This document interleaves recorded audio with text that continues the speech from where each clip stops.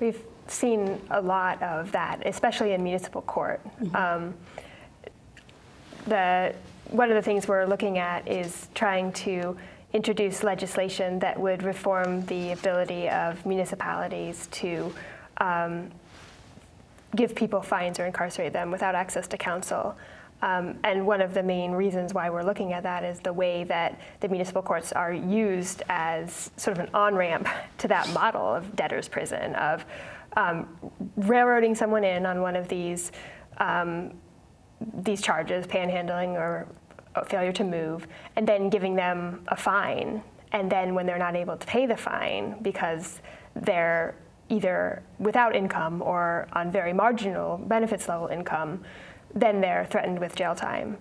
And it's just really, even in the cases where people are able to pay the fine, it's so clear where that money is coming from. That money is coming from rent. That money is coming from the ability to pay for medicine or food or other essentials. So it just perpetuates the instability, the housing and instability of that individual by making him or her choose whether to pay a fine, thereby avoiding jail time, or to pay rent, thereby avoiding homelessness.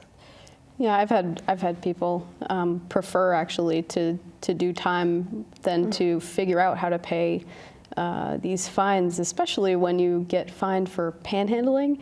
It makes a lot of sense, right? Yeah, if you're asking for money because you don't have any or you don't have enough, and then you have a $50 or however much fine on top of that, and they have to either sneak around to panhandle in places where they may not get caught, or simply just choose to do the time. That costs us.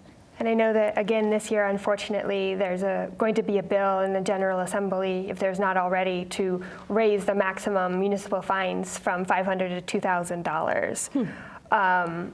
And they're claiming that it's to go against the banks that are maintaining properties vacant and under code, or the commercial properties that are polluting.